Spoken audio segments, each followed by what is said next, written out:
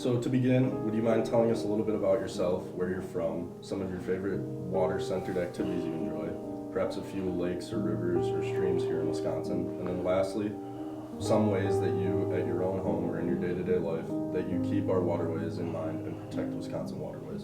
Well, I'm Dwight Watson. I'm originally from South Carolina, in Sumter, South Carolina. It's in the middle of the state. It's about 2 hours from the coast. I spent a lot of my childhood growing up around water, lakes and ponds and streams.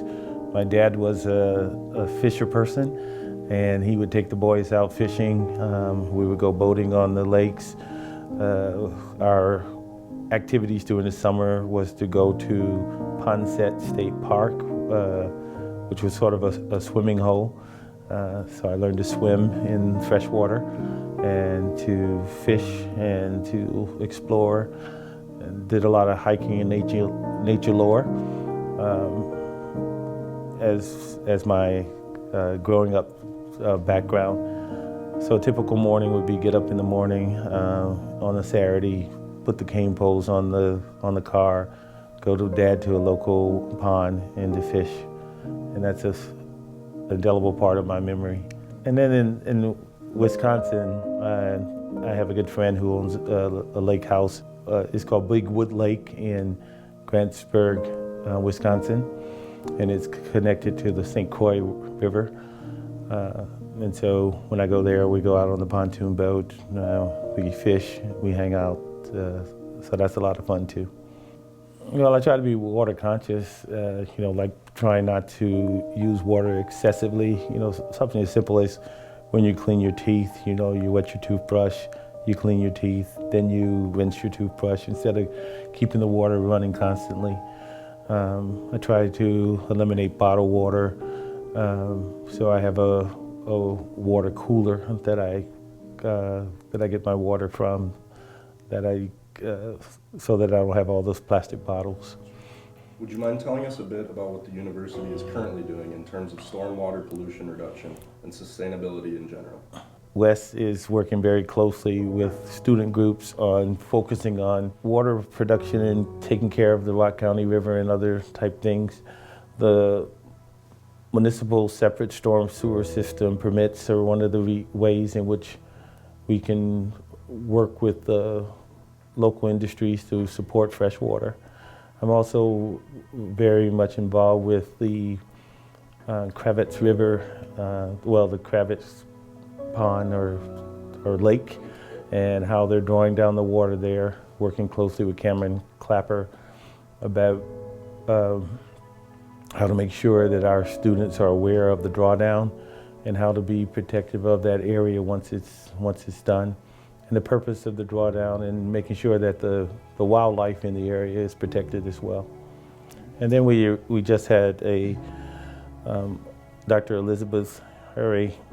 She has testified in front of the state legislators about a freshwater initiative in order to get some support monies to continue research on freshwater bodies in Wisconsin. And the university is also a member of the Rock River Stormwater Group, and that group is designed to help protect Wisconsin waterways. So lastly, something students and community members may not be aware of was a recent decision by the university to cease the use of glyphosate, which is Roundup, an herbicide used for killing weeds and invasive species in parking lots and landscaping. Would you mind telling us a little more about that decision? Yeah, the decision is that if we could eliminate that and we could come up with some sort of way to eliminate the weeds without having toxic chemicals on our fields and on our grounds, that would be helpful because the chemicals can wash out into the fresh water, and we don't want that. And the thought that Roundup has had testing concerns when it comes to embryonic development. And so once we learned that the caustic nature of this particular chemical, we wanted to see if we could eliminate it and make sure that we had some sort of substitute that is supportive of the environment. I like it when young people are engaged and connected to service and responsibility, which is one of our which is one of our values here. The cleaning up of Crevettes Lake and being engaged and connected to the community is a true sign of our students' commitment. I also remember Earth Day when I was an elementary school teacher and trying to get kids engaged and connected to the earth and to the environment.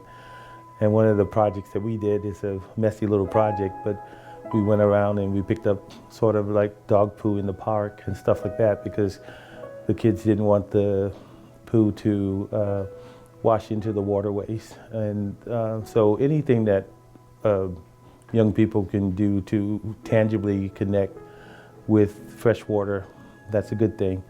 And I know that these are college students, but if we could do something intergenerational with the elementary students as well, that would be very helpful.